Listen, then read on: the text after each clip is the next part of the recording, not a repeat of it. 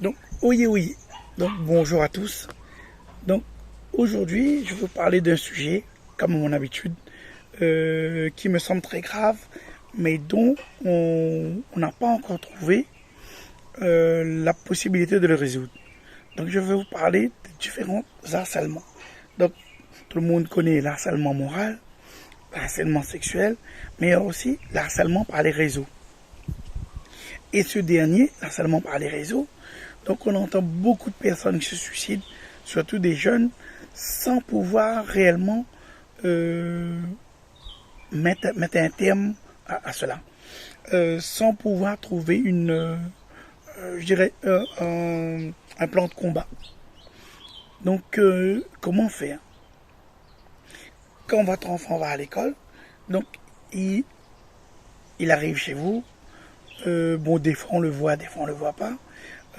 Si vous êtes des parents occupés, vous travaillez et que déjà dans votre travail, ça vous prend la tête, donc c'est pas en arrivant chez vous que vous allez voir que le comportement de votre enfant a changé.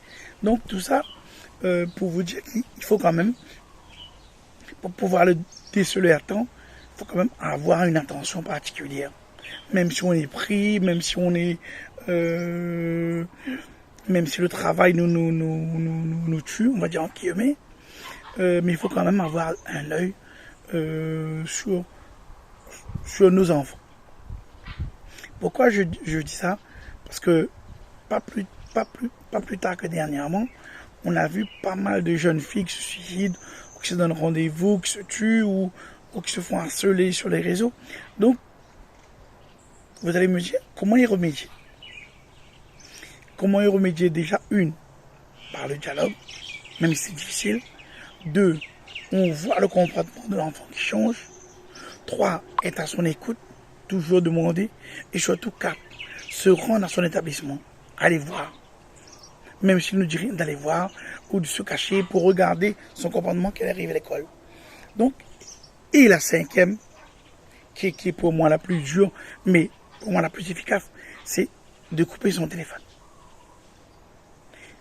Vous allez me dire, quel enfant de plus aller sur les réseaux, tout simplement. C'est très difficile, mais le harcèlement par le réseau, parce que comme ça. Donc, dès qu'elle aura un téléphone, donc on va la harceler là-dessus. Et à chaque fois. Donc, moi, c'est mon plus gros problème parce que, bon, l'enfant, quand il se suicide, peu importe son âge, il a encore toute la vie devant lui. Donc, il a même pas consommé sa vie que déjà il est victime d'harcèlement.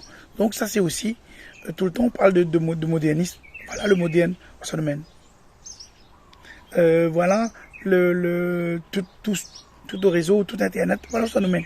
Tandis que nous, dans notre temps, nous, il n'y avait pas d'Internet. Il n'y avait pas de téléphone portable. Il n'y avait pas tout ça. Mais je dis pas qu'il n'y avait pas d'harcèlement. Mais le harcèlement se faisait physique. Et dès qu'on disait à nos parents, ils venaient à l'école le lendemain. Le problème était réglé. Le directeur ou le proviseur sur au collège convoquait les parents et on réglait ça là, de suite. Tandis qu'aujourd'hui, tout ça c'est fini. Tout se passe par le réseau.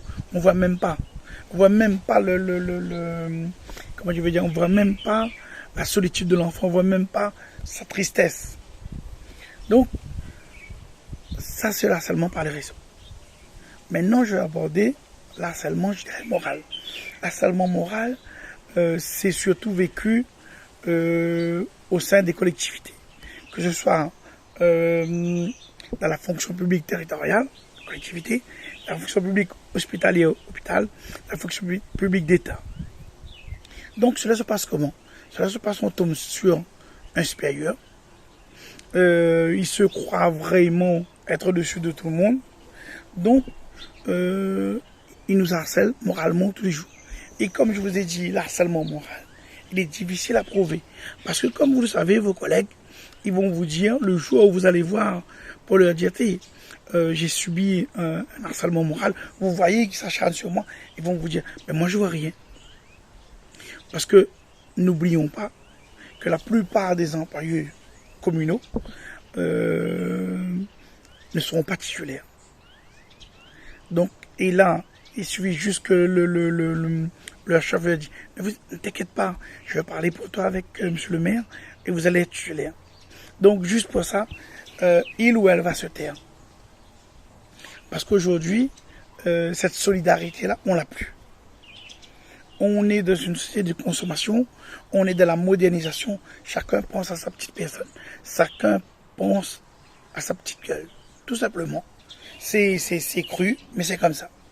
Donc, aujourd'hui, quand vous allez voir un collègue pour lui dire, regarde, il y a un harcèlement moral, une chance sur, allez, je vais être gentil, une chance sur, il y a une mouche là, une chance sur 100, qu'il ou elle sera à vos côtés pour vous accompagner dans ces démarches.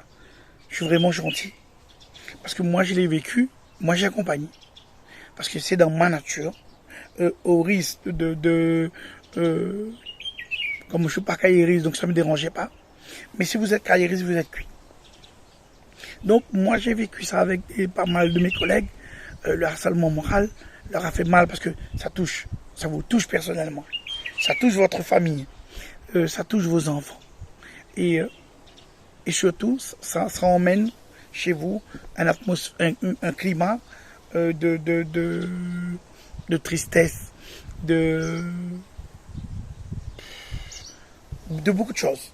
Il y a une mouche là qui de tristesse, de pas mal de choses. Donc aujourd'hui, qu'est-ce qu'on peut faire? Ben, il y a toujours moyen de dire non. Il y a toujours moyen de se battre.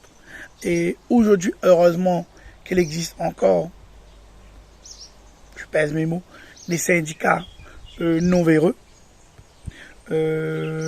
Donc pour vous aider dans ce cas-là. Mais il faut se battre. Il ne faut pas se laisser faire parce que ça me fait penser à une image. J'avais vu ça de Le Point, j'avais fait une photo. Donc, où il y avait un patron qui était contre un salarié. Donc le patron est représenté comme un grand homme et le salarié était représenté comme un petit caillou. Donc le patron met un grand coup de pied dans le petit caillou. Le petit caillou est parti à 100 mètres. Tandis qu'après, c'était le patron, même grosseur, mais avec 100 salariés. Il a mis un coup de pied dans le galet, c'était un gros galet, donc son pied s'est cassé. Ce qui veut dire qu'avec notre solidarité, on peut aller loin. Bon, l'harcèlement sexuel, c'est plus facile à vérifier. Donc, on peut être filmé, ou surtout, il y a beaucoup plus de chances d'avoir des témoins. Tandis que le harcèlement moral, ça va être beaucoup plus difficile. Mais moi, je reviens, je finirai là-dessus. Je reviens surtout sur un truc délicat, sur l'harcèlement par les réseaux. Parce que ça, c'est pas palpable. On ne sait pas combien de personnes est touchées. On le remarque juste au moment où il y a une personne qui se suicide. Il y a un jeune qui se suicide. Et là, il laisse un petit mot. Voilà, j'ai été harcelé par mes camarades. Ou ça fait plus d'1 an que j'ai été harcelé, plus de 2 mois. Donc, moi, ce sujet, ça me touche plus. Parce que moi-même, j'ai des enfants. Et à chaque fois, je leur pose la question. N'hésitez pas à en parler à vos parents.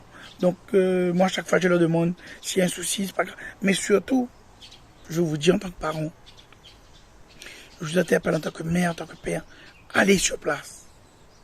Allez voir.